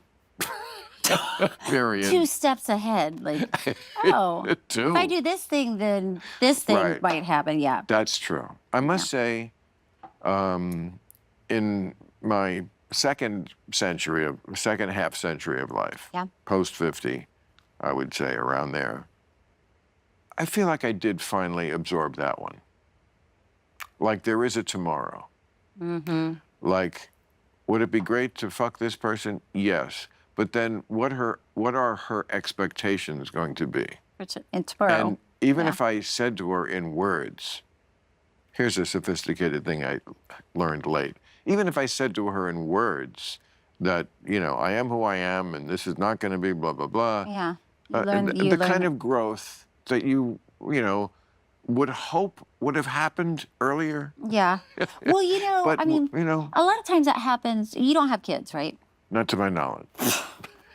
But call in if you're watching. You do a lot of these bit takes. I'm going to tell you, you and I are going to be hosting a morning show at some point. I have a feeling that I am going to be the Regis to your Kathy Lee at some point. No one's going to learn one thing, but we will tell it like it is. I'm telling you, that is a show. Okay, let's do it. If you think you had a good TV husband before, I'll give you a better one. Now you're talking my language. You really know how to talk to a woman. No, I'm telling you, I think that's what you should go to. Because they're not going to give you a break in this town. They're just fucking assholes. They are. They really are. And they're just such a bunch of fucking teenage girls who don't want you to sit at their lunch table. And I just don't think that's going to change. Yeah. Well, it's been... But you could do a show. Yeah. I mean, you'd be really great at that. All right. You got the wardrobe. I love this. This is a perfect. See, I'm not joking. It's because you're so high. It's a great. No, because when we started out, you were like. I'm just one guy. Don't go by me. This is a great. If I was the producer, I'd be like, wear that this outfit. is a great first show outfit. Okay. This is exactly what we want to be selling to the people, because you want somebody like. I feel like women's TV has been like either an overweight lesbian, you know, somebody who's not threatening to us at all, or Tyra Banks. I feel like we need something in the middle. Between. That's So, not like a you hot don't have chick, to be a supermodel. but you know, like A someone who's sensible. well, she's like she is the aspiration for us at that age. To be, if Okay. we could be as hot as her at that age, we've you know we're We're doing really okay. far, because we're watching daytime TV. So you know we're obviously also eating Funyuns. But okay, Right, but you know, but somebody who can talk, and you know you've had some pain in your life, they love that. You know, you've had pain, they love that. Well, And they, you know, a man. but you're still here. And you're still here. Yeah, that's Exactly. like you've been through some. And shit, that's when you but you're go still into here. what I did for love. What I did for love. That's it. Yeah. That's it. What is that? It's a great from? song. Who What's sang it all about, Alfie? No. Wait, was Oh, that a no, Broadway no, show? no. Much later than I did- Alfie. No. Was that a Broadway show? No. Was that a musical? No. Yes. Well, What's it all it's about? no. I think it's a movie. They remade it badly, but the original one was Michael Caine, Alfie. Oh. He's Oh, a he's Alfie. he's a cad. He is. Yes, he's a bounder. I didn't know that. Yeah, that's who Alfie is. Oh, Alfie. I thought you yes. meant Michael Caine. He has sexual intercourse Mm. and relations with women with no intention of making an honorable missus out of them. Scoundrel. He's a scoundrel. Yes. And, you know, that's But he falls in love. this. What's it all about, Alfie? I don't know. I don't know what happens. It's questioning that sort of scoundrel life and saying, you know, like, get in line. Is it worth and- it? Oh, the thing that I was going to say was talking about you know, realizing, oh, tomorrow, there is a tomorrow. There might Yes. be consequences. I Yes. should think about that for a moment before I do this one thing. Right. I think a lot of people learn that lesson when they have kids. Yeah. Because before you have kids, you don't care what you're doing. But Bobby's got plenty of kids. Bobby's got a lot of kids. What's yes. his kid? What's his excuse? Let's call him. Can't blame that on the He's kids. on the phone right now. Bobby, let's go to line 2, Bobby. You can't blame that one on kids. No. But I know what you mean, kids. I mean, Right, because then you think because you're thinking about somebody else. of course. It's like the first time in your life you start thinking about somebody else before you think about yourself. So even what you're talking about, that's what you're doing now. You were in your second half century. Half century. You are thinking about somebody else. Bill, this is very sweet. No, I actually. No, it's not. I was thinking about me. Having for to. most, I mean, yes, sometimes I'm thinking about another person. That's true. I'm being Sometimes. facetious. But I'm also thinking about self-preservation. The last thing in the world I want is a woman who is mad at me. Really? I mean, it seems like you would be able to take that pretty well. No? I have many times, and it's still not. You don't it's like still it. not enjoyable. No. Well, that's sweet. I That mean, says something. you know the old Shakespearean phrase, "Hell hath no fury like a woman scorned." Okay, So it's not so much about the feelings; it's about the wrath of the woman. that is a big part of it. I'm not going to lie. Why? It's not, you're not like. Well, it's both. It's both. It's Okay. one of those nice things that is both. You're doing the right thing, but you're also doing the right thing for you. And it's so easy. Like, how do you get women not to hate you or be mad at you? Don't lie to them, ever, Yeah. about anything. Yeah. Don't take them down a primrose path and then, like, ghost or just not be that guy who they thought you were. Don't pretend, maybe I would want to get married someday. No, just be honest from the beginning. Yeah. And I I mean, like that you never got think married. I like it too. I mean, I think it's. I think You it's, like it. I think Let it's me good. tell you, sister. You were like. I can tell you a few things. I can write a book. And you did. You know, I did. love it the way I'm telling you, we are destined for a morning talk show. Unscripted by Cheryl Hines. It's so. I read it while this interview was going on. That's what a badass I am. I can read and do an interview with the speed read. Oh, it's got pictures. It does have pictures. Oh, now I'm fucking sold. No, it has pictures. Wow. No, Look at because these pictures. I like Wow, you're it. always with good-looking men. I know. Those were my gay husbands. Your gay husband. Stop it. Really? Paul and Eddie. Yeah. Wow. There's Richard Gere. I know. I talk about Richard Gere for a moment in the book. So you fucked all these guys? And they were all. I rate them. Yeah, as you're flipping through. It starts with. Hey, what's this Jodie Foster at the end? You know, she ranked. She was up there. I feel like I've known you for a long time, although we haven't really done. We've been in the same circles. Yeah, we've been in the same circle, and we were at maybe a Vanity Fair party after the Oscars. Sure. And we were both at the bar at the same time. I don't know why, Bill. I don't know why I asked you. Because this was the rumor for so long. Was that you would masturbate into a sock before a sock. I love the way things get embellished. They did print an article in. Do you remember there was a magazine called? I'll never forget that magazine Collier's. we called. I know. Entertainment Weekly. It was like. I think it's still happening. No, I don't know. Happening is definitely not the word to describe whatever's going on with Entertainment Weekly. Happening is not it. Okay. You think that still exists in some form? Yeah. Well, it existed when there was newsstands. Right. And you would walk by the newsstand. And it was just I haven't seen anyone refer to it or seen it itself in I don't know. I also don't know. Right. If that's true. Anyway, that it still exists. They printed. Yeah, it was a when magazines were something. People would pick them up at the airport before they got on the plane. Exactly. It was like People magazine just for the. I don't know how it was different. Anyway, I guess it had box office results. Anyway, they said that I masturbated before the show in the dressing room. Why did they say that? Because I did. How would they know this? Not often. But not often, but you had. You know what? Here's the thing. Tell me. This is the 90s. Okay. I mean, we taped every day. Yes. Or 3 days a week or something like that. It was an everyday show, politically incorrect. The sign right behind you. Yes. I mean, I was just like a wild person then. I mean, and I would be out at night. I would, and be sometimes.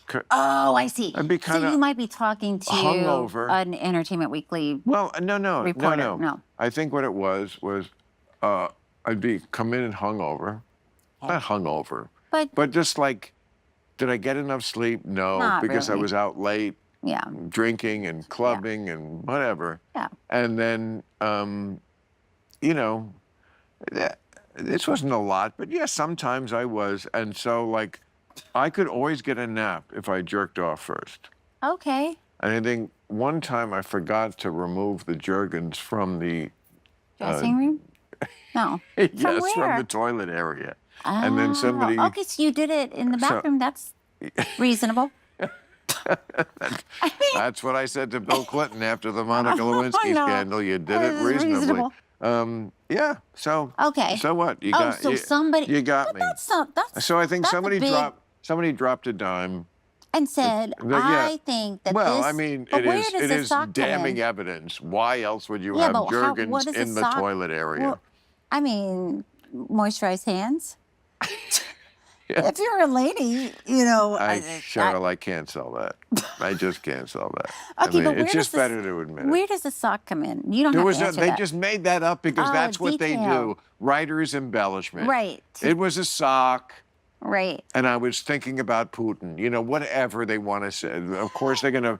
But I'm telling you the truth and owning it. And, but that night, I said. I asked you about that, and you said, "Yeah, I do that sometimes, or whatever." Oh, see, I'm consistent. Yeah, it was very refreshing. And then I asked you, I shouldn't say this either, but I had this dress on, and my hair was sort of bouffant, and wasn't the bouffant hair I was hoping for that night. Bouffant, like Priscilla Presley? Kind of, yeah. Wow. Well, no, that sounds exciting. No, it was more like a, you know, more of a political thing. Not like Cameron Diaz jizz in the hair thing. No, this is more like, who could I, like maybe Sarah Palin? Like really done. Okay, sure. And Beehive. it's sort of beehivey. And I said to you, well, we were waiting for our drinks after I asked you about the sock. Why would I ask you about the sock? Icebreaker. Icebreaker. And I said, Hey, I hear you're so horny. You can't wait for nighttime, and you do it in a sock in your dressing room. and I said, Here's my card. yeah, yeah, so nice to meet you. I know. Why would I ask you that? I don't know. But I think I must have met you before that moment. But I don't know where. But anyway, I said, do I look like a senator's wife with this hair? Little did you know. Who knew? Wow, what foreshadowing. I know. And you said, if you're asking me I'll say breasts. Not what you said. If you ask me if your breasts look great, they do. You look great. And I was like, oh, thank you. I was asking about my hair, but Cheryl, I'll lean into that. I can't believe at this point we have to make this statement clear, but I'm always an honest person. If your tits look great, I'm going to say your That's tits exactly look great. what you said. If the left is driving me crazy, I'm going to call them I out. know. If Trump is doing By the way, crazy that's what I shit, love I'm going to about you. call him out.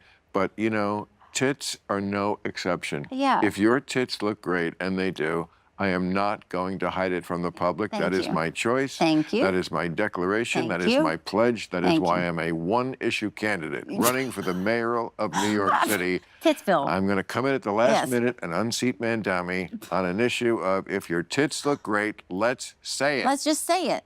Let's just fucking say it. And by the way, I was like, okay. That will be the name of our talk show. Your tits look great. Now Cheryl get out and there and face the world. So I hear you had a crazy weekend with your new tits look husband, great. Don't David worry about it. Ellison. Bill, I do think we could cover a lot of ground and territory. But do you want to get up early in the morning? Of course not. We'd have to shoot it the We'd have night. to shoot it the night before. We could do Absolutely. it at like 3 in You the think morning. people know what's going on in the world? Do they care? You could do a show that's a year late, and it would they wouldn't would hold know. up. Exactly. We'd be No, like, actually, that would be a great twist on the morning show. Show. Is that we do it the night before. yeah, here's and- what we think is going to happen tomorrow. Yeah, and it's And not we going to would be be that right different. most of the It's not time. going to be that different. No. How often does you know, an amazing event Happen from at 3 to 8:12 6. in the morning? Never. Oh wait, 9/11. All right. Oh, wow, you really No. brought it down. No, What time did that happen? 8:12. I mean, How do you know that? I just remember it. Do you remember numbers like that? I do. I remember birthdays. Oh, that's I interesting. feel Are you bad good at math? because now people can like easily remember birthdays because like it's in They your have a phone or some shit. reminder. And all those years I did it for You- everybody. For some reason, I'm not good at math. I'm not a science person. Really? No, but numbers stick in my head. Like I will remember. Ooh. That was funny. That was God. But exactly. But I remember like dates. Like you can say, oh, remember that thing? And met there on- a lot of times I will not remember at all. But if I do, I could say, oh yeah, that was April 7th. But because Don't know why. do you visualize the numbers? No, I'm not like crazy like that. I just somehow You- remembered. so I'm a it's history person. That's why. Okay. Maybe I'm a history major. Yeah. And I love history. And So I know. you know all the dates of the I know all battles the and dates. the wars. I know and the... everything. Everything about history. Ask me anything about history, and I will know. By the way, I always thought that was bullshit. History is bullshit. It's the ultimate non-bullshit. If you No. don't know history, you don't But- know but- how to but- guide the but- present. History was in my classes only memorizing what dates the wars started. Well, they and taught it ended. to you badly. The Well, history that's- should be about the significance of what happened before we were here. One of my biggest problems with the younger generation is when you mention something that happened before they were alive, they're Doesn't such matter. little fucking narcissists that they don't think like they should know because I wasn't alive for that. Yeah. I remember once Meghan McCain was on the show and she said something like that, and Paul Begala almost brought her to tears when he said, you know, I wasn't alive for the French Revolution, but I know about it. By the way, I really like Meghan McCain. Should you put your lampshade on? I'm not. You were just saying in that moment. I mean, I don't know if this is bad for your shot. Oh. Can you reach it? Okay. Yeah. Let's fucking do anything. It is weird that it just popped off. I'm a Marine. Were you a Marine? No. I was like, No, wow. I'm only a Marine. I would be worried for the country. I'm only a Marine compared to Gen Z. Compared to them, I am a Marine. And I'm not even a Marine. Did you ever think about joining the military? No, I was very lucky. I came of draft age the year before they stopped the draft. The year before? Yeah, 1973, I was 17, and kids were still going to Vietnam, although we were wrapping the war up. But not at 17. But I would have had to have registered the next So when you year were for the draft. 18? Normally, you had to register for the draft at 18. They stopped it the very year I turned 18. So I came, very lucky. I came of age right when you didn't have to do it. Were you panicked about it or stressed or no? You were just thought this is what it is? No, because by 73, we were only withdrawing troops. Okay. We were not sending new troops. We had signed the treaty. Nixon was the best salesman before Trump, who ran in 68 on the pledge of I will end the war in Vietnam and did not, and then ran again in 72 on the same pledge, but then did, or it just came to an end. No, he pulled out. And then, of course, the Vietnamese took over, the North Vietnamese took over, so the whole thing was pointless. But I was not worried about it at that age because we were drawing the war It was winding down. So it was just the perfect age. You want to become military fodder right after a war. Because it's going to take a while for something to generate. Right, and generations usually take a pause before they go back. Again, one good thing about Trump, he really, really does not like war.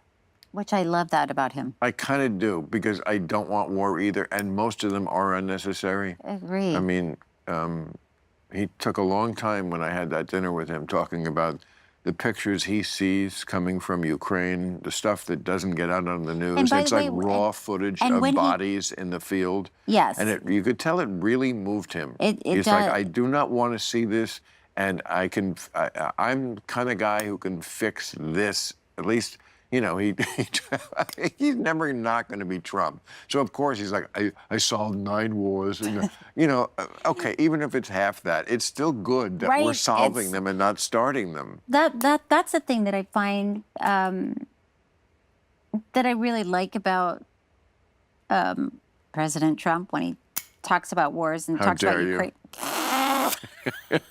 And he talks about Ukraine and Russia, and he will say they're losing people on both sides, and it's not just Ukraine is losing people. It's not just Russia is losing people. He sees like both sides. This is a true loss for both sides, and you can feel it from him when he talks about that loss. I mean, I do. The problem with that one is that he's up against truly the devil. Putin is as close to Satan as you can get. I mean, he's a cold, dead-eyed shark in the water, and he plays Trump. He's like, oh, sure, let's have a peace meeting, Alaska, sure, great. What a great place to meet and have lunch, and and he left before the lunch. Did you know that? No.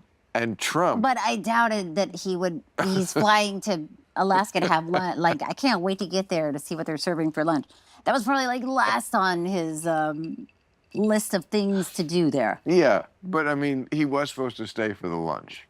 That just tells you something about Putin and how he thinks of the United States and how we can deal with them, which is like, I'm going to do what I'm going to do. Yeah. I'm going to take a piece, if not all, of Ukraine, and I'm going to string you along, and I'll go to your summit meetings, and we'll pretend to talk, and then I won't even stay for the lunch. Trump stayed for the lunch. He said to the waiter, how's the blubber? And the waiter said, we serve everybody. Come on. No. No, but. By the way, if I can just see like journalists out there going, Bill Maher Oh. said, I'll stay for the blubber.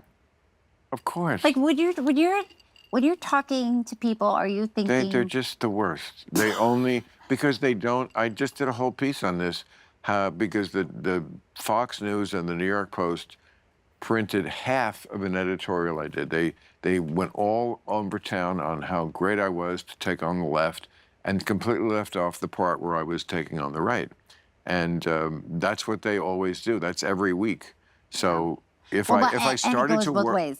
it goes both ways. I said that too. Because by the way, I was Yes, it goes both ways. with my niece Kaylee, and we were looking at headlines and whatever, and some people are still talking about The View, and it's interesting the coverage of that appearance on The View because a big part of people's criticism of Bobby is that he's not a medical doctor. And on The View, I said 90% of secretaries of HHS have not been medical doctors. So you can see when somebody prints an article, if they don't print my response, but just print, whoever said, your husband's not qualified, he's not even a doctor, you see, oh, okay, they're only printing that side. They're not printing the response, and it's just like what you're talking about. I mean, I did a lot of editorials during the pandemic that the woke did not like, that were more on Bobby's page. Okay, I just did another spit take. That's number 2. I was not on, I mean, I am not an anti-vaxxer. He sat here and we talked for a very long time about very many topics. He cried. He cried? When he was here, yes. Why? Talking about his father. I mean, I didn't purposely, as you can see, I have no agenda or thought in my head beyond. No, you don't plan. No, you don't. You've not planned any it's of obvious. this. No, when I did this, I said, I have a show where I plan. This is no plan. No, this is... So, I mean, I don't know how we got onto that, but, I mean, he was very real, and it was very... but, I did say to him, something anti-vaxxer, and he said, you think that's what I am? And I'm like, well, that's what everyone calls you. I could show you times that things you've said that would certainly make a person to think that, Yeah. But I also was on the page during the pandemic that we were overreacting to something that could have better been, certainly we should not have been an outlier country as far as not acknowledging natural immunity, which we were. It's crazy. And that does, to me, look like people who are saying, look. No matter what. We will get the vaccine in you. Yeah. Whether you need it or not. No matter what. We don't care if you've already had COVID and you have natural immunity. You are getting this vaccine for the sake of everybody. That was the... But just scientifically, it's wrong. I mean, there's nothing more sort of bargain basement medicine than natural immunity is the best. Well, that's why Bobby and I that's where we sometimes go. You don't think natural immunity? No, I do. Oh. But I'm always saying to him, you have to think about people's feelings when you're talking about this. And, if somebody has, let's say for this, not that this natural immunity came up, but if somebody already has natural immunity, but the government is telling them you still have to get the vaccine, their feeling is, I still need to get the vaccine. I said, so let's look at the feeling of that person. And he's like, this is the science. They don't need it. They already have immunity. Like, I know, but they have feelings about it. It's like, doesn't matter. Well, this is what I said about politicians talk to their wives. Yeah. The good ones. Yeah. Because they, I've never quite been on the page of, men are from Mars, women are from Venus.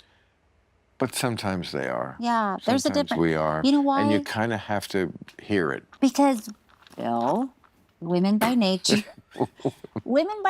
are nurturers. Yes, yes. And we, you know what? We bear the children. We feel the responsibility. Not that men don't.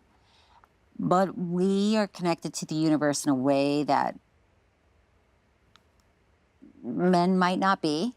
We feel the weight of that. So we feel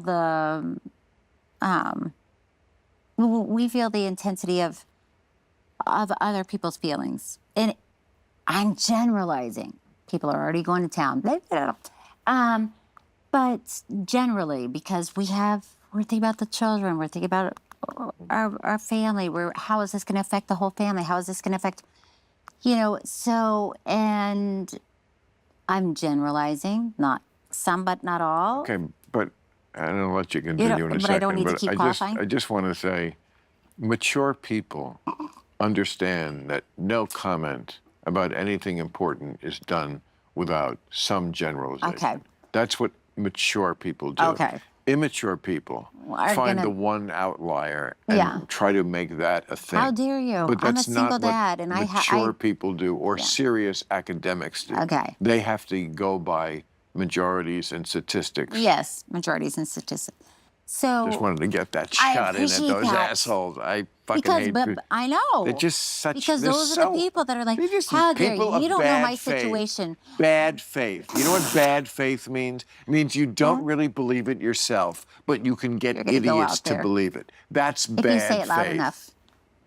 But people say it loud enough, or enough times, then people will believe it. Let's smash some shit tonight. But yes, men and women's different opinions because, I started with a comic named Mark Sender. He had a great joke. He said, yeah, every Sunday night I can get in bed with my girlfriend and we make love and then watch my favorite show, 59 minutes. You're like, no, okay, I get it.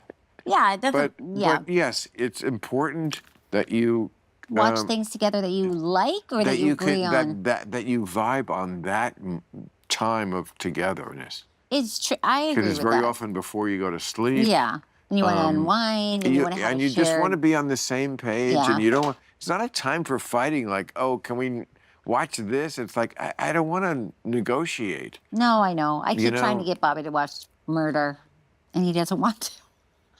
He's like, why do I want to watch Murder? I said, I don't know. It's relaxing.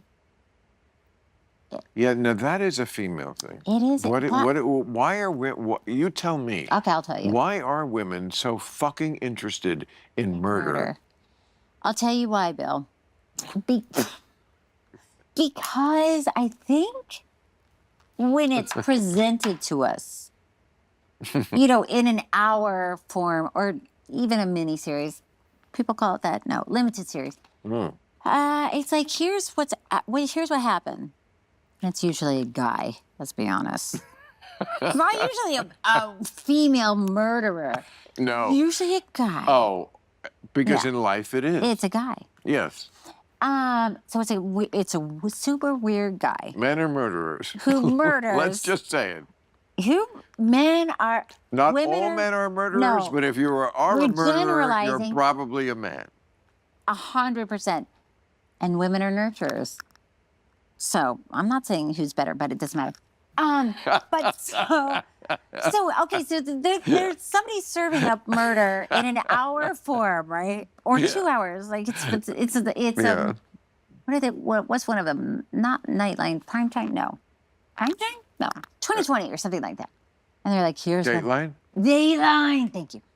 And they're like, here's what happened. Yeah. There was a murder on Elm Street. Like you've never seen murder. Who was it? You don't know. Could have been the husband. We don't know. And you're watching going, it was always the husband. Yeah. And then you watch it, and the husband thinks he's getting away with it, and he doesn't. And it is always the husband? Almost always. It's almost always. Yeah, almost always. Well, that's how the police view it. Right, of course. The police view it that way. Right. Not just people in show business. The police are going to say, first thing, check out the husband. Yeah, or the ex-husband. They're on a cruise. Or the lover. Somehow she fell overboard. He fell. They're speaking my language. It's a Friday night for me, and I'm just like, she fell overboard. She didn't fall overboard. Well, we know that like on cruise ships, a lot of the accidents, I think now with cameras it's less likely, but like there was a for murderers there was a golden window of And time swallow. when you could like Get away with a definitely touch. take your girl on a cruise And be like, tell her, honey, I look love at you the- so much. I want to take you on a cruise. Yes. And then use Go the look cruise at the moon. to Can you believe this view? to kill her. Mm-hmm. I'm king of the world. Yeah. King of the world. You're queen of the bottom of the sea, bitch. And then 2020. Not what did you say it was called? Primetime? No, Nightline. No. Nightline. Nightline. Yeah. Nightline.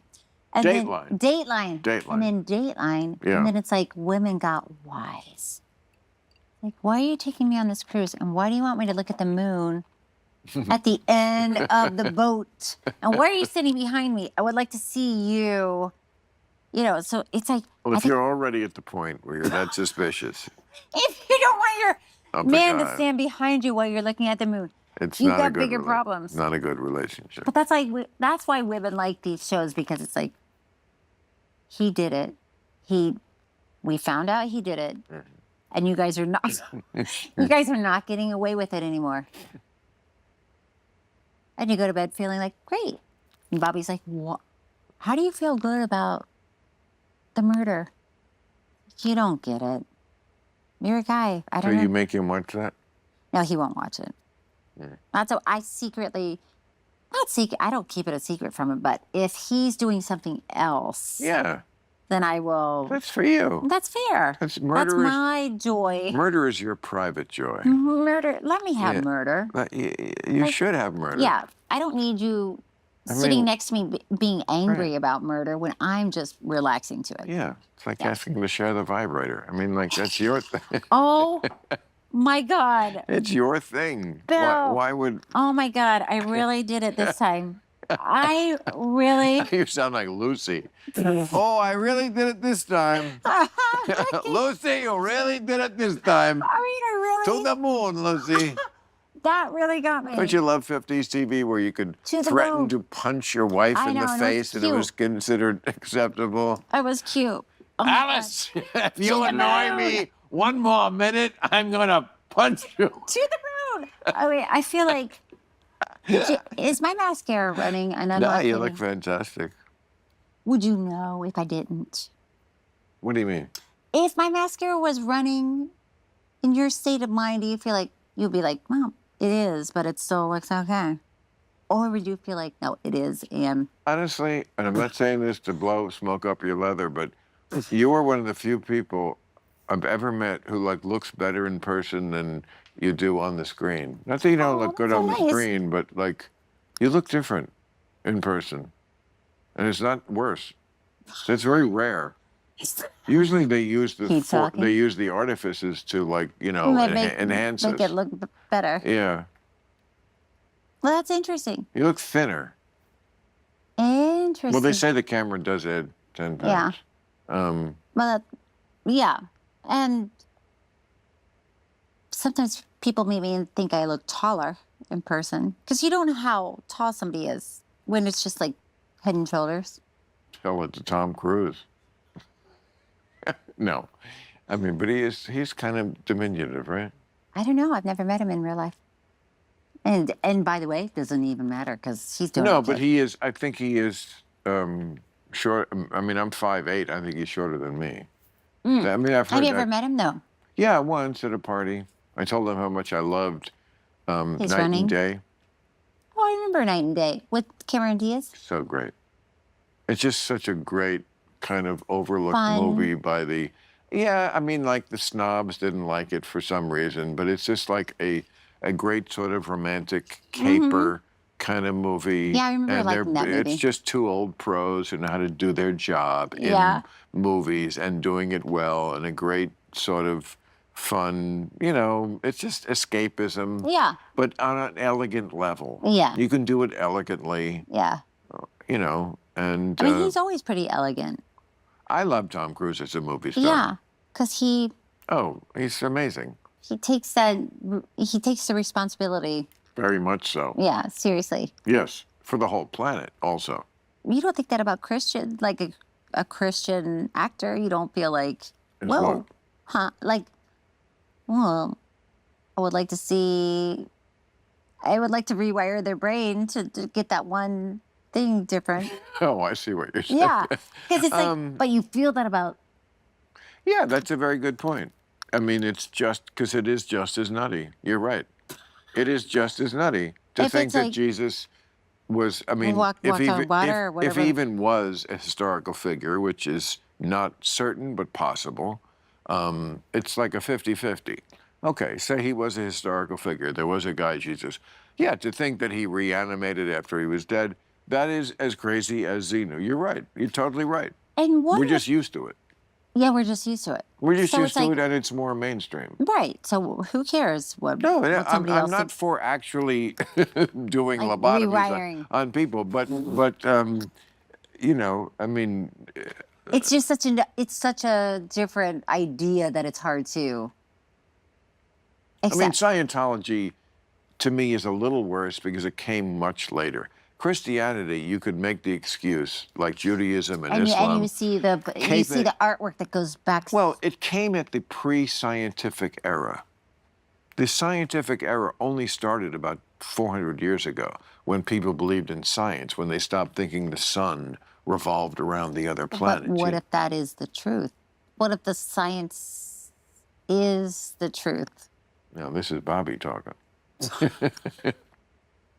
I I mean, mean, we definitely should always be debating what the science is. That's one thing are we talking about religion now, or are we talking about something else? we're talking about both Okay. because they both apply. But I mean, you're saying we should always be debating. the science, that's No, what because- science means, debating. That's where I'm with him. Okay. It's like, you Because know, it's always changing too. it's always changing. Well, who's to It's say always that this has been settled and No, that's we're where I've moving always on had from his here? back, and I've taken the shit from doing my editorials about it, especially during COVID, even before COVID, they hated me they called me an anti-vaxxer, and I was like, I'm not an anti-vaxxer. That's not what I am. I'm just a pro skepticism about anything medical. Yeah. Any medical intervention. Why can't we ask questions? I'm very yeah, especially since you got. My thing was always like, don't look at me because you're wearing a white coat with your name printed on Right. it in stitching. Like I'm God and I have the answers. When have we ever been wrong? Because my answer is a lot. A lot. You've been wrong a lot. So am I going to listen to Bobby Kennedy? Absolutely. Yeah, let's Does that question. obligate me to believe everything he says? No. But I don't believe everything you say either. Yeah. Let's see And it. I have a lot of evidence in the past, more than about him, about how you were wrong. Yeah. I mean, big tobacco. Oh. We've got Big Pharma. Big Pharma. I mean, that's the they other thing. paid $8 billion to the Sackler family did, who were, you know, obviously you can buy a lie. Yeah. In Big Pharma and kill a lot of people Yes. and get away with it by paying a fine. Yes. But don't come to me with the when have we ever been wrong? Right. And a lot of it, most of it is not because of corruption. That is. Corruption is part of it. Most of it is just because they just don't fucking know. Well, I was just talking about this the other day about pregnant women getting x-rayed back in the 50s. Because that was leading technology, and Sure. they could see where the baby was, and wealthy mothers were doing it because it was the best health care you could have. And then there were studies done, and it's like, oh, there's a link to wealthy women and children's cancer. But my mother drank during her And probably pregnancy smoked. Did she because, smoke too? of course, she did. Just like L&Ms. help me get me through this. Right. What is L&M's? And did it affect me? No. Not a bit. Look at you. No. A picture of But hope. that had nothing to do with it. But yeah, I mean, you know, look. But yeah, and then so then there was a connection made. Radiation from X-rays is causing childhood cancer. Right. And then when they came out with that, in Which the 50s, makes sense. makes sense, but people were outraged at course. the finding, and they said that's can't be true because we're doing the best we can for our patients, the mothers were doing the best they could for their babies. And it took 20 years until the US and Europe stopped doing it because they just couldn't get they couldn't imagine that they're doing something. I just wish Bobby could stop saying the things I can't defend so that I could more vociferously defend the things I want to. You know what I mean? Do you have something in mind? Or is this? No, but you know, in general, you know what I mean? Well, Because some things I can't. And he goes too far for me. And it's you know, like in the big picture, yes. Do I think we needed a big shakeup, and should we relook at it? And a lot of the precepts that he is signed onto have been parts of my whole life because, you know, I got with a holistic doctor 20-something years ago, and it just changes your way of viewing it and what you think is right. You know, I mean, I do not want to have certain products that have been homogenized or pasteurized, for example, because I want live bacteria. Because that's part of our... I don't want to kill the bacteria, the good bacteria, with the bad bacteria. Yeah. I agree that it would make it completely safe because you've killed all the bacteria, but then you're denying the healthful factor part of it.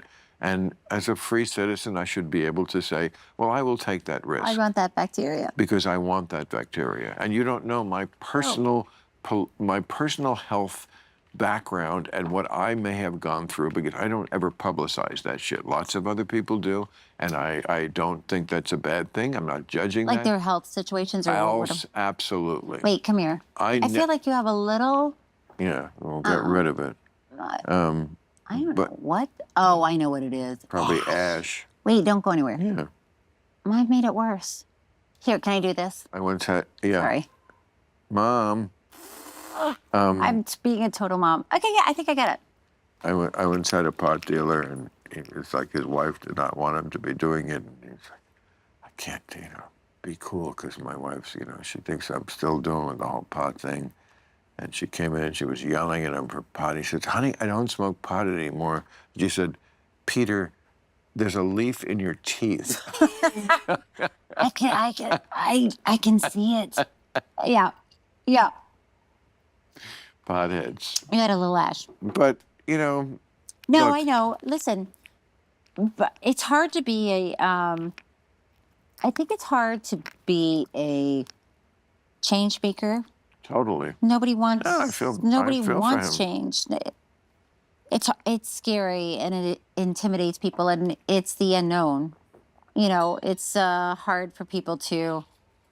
It's like, no, we don't want to. We don't want to change. We've got this thing going, and it's like, well, what if it's not a great thing that you've got going? Like, we have to make change, and so, and you know. But he is kind of perfect for the Trump administration because he kind of fits in with what I think of the template, which is got the right idea about a bunch of things that need reform. But the way you're doing it, I can't go on. I mean, I can go on part of the way and then you lose me. But that's not your thing. We don't have to talk about that. But it's okay. I mean, it's interesting here. And once again, I think it's interesting being on the inside looking out, right? Because I'm seeing it from a different perspective. Right. Because you only have so much time to make change. You're right. And so when... Oh, yeah, I'm just going to say this to you. Yeah. Because it's just the two of us in this. No one's listening. But when Biden was president, you know, we didn't see him. I didn't see him. I wasn't feeling any sort of movement forward. And I thought... He was... And I thought, oh, maybe that's where we are now. Well, our president is just sort of a figurehead, like the Queen of England or the King of England. Like, it's just a person that's like, this is who we voted for. Yeah. And so I sort of got used to that idea of, oh, this is a person in the background. So then, and by the way, until recently, I couldn't have told you one name of a secretary of HHS. Never in my life have I ever been it's not a big concerned myself with the secretary of HHS. Yeah. But now I know names. I know what they've done. I know their history. I know their qualifications. But so when President Trump got into office again, you know, he's a change maker. Bobby's a change maker. And they are like, we only have a certain amount of time to get stuff done. We're going to get it done. And whether you like it or not, a lot of people don't like it. A lot of people love it. They're making changes, which is hard to do in politics. It's hard to do in policy. Inertia is more relevant usually than either party. No, and by the way, we've all known red dye, what is it, red dye 20? The red dye in food. Oh, red dye number 2. Is it number 2? Yeah. That it is, it's been known to cause cancer. We've known this for a very long time. You know what? I mean, that whole thing, I'm with him totally, but I got to say, the idea that I would ever eat anything that had red dye number 2 in it is just like I don't need this fucking law because I'm not going to eat red dye number 2 products anyway. But you know why? I'm not finger pointing, but it's because you don't have kids. When you have kids, it's a responsibility that you have. That's one reason I don't have kids, because you can't raise kids, unfortunately, in a vacuum. You raise them in society. And so you have to live by the mores and the ideas of the other people in society who their kids are going to... But that's why and I would just be the bad parent with the scissors in my hand who's going to stab you in your leather pants because you were like... Because I can't raise my kid the way I want to. Because everybody else gets a fucking say in it, which was not the way I was raised. No. Nobody else got a say. No. Now, it's just that everything, nobody ever stops in the middle with the pendulum. It always goes to like... No, it really Jupiter swung. On the next... No, it really... Right? Yes. Isn't that the biggest fucking bad... And that's what happened in the last administration. It swung really far. And... Biden really...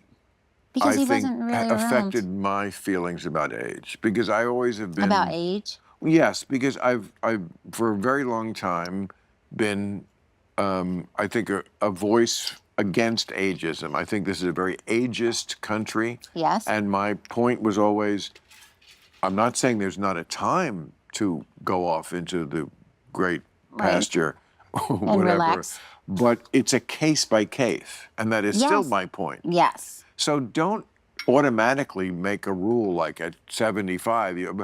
Some people at 75 are great. I mean, top I had of their game. Barbara fucking Eden here.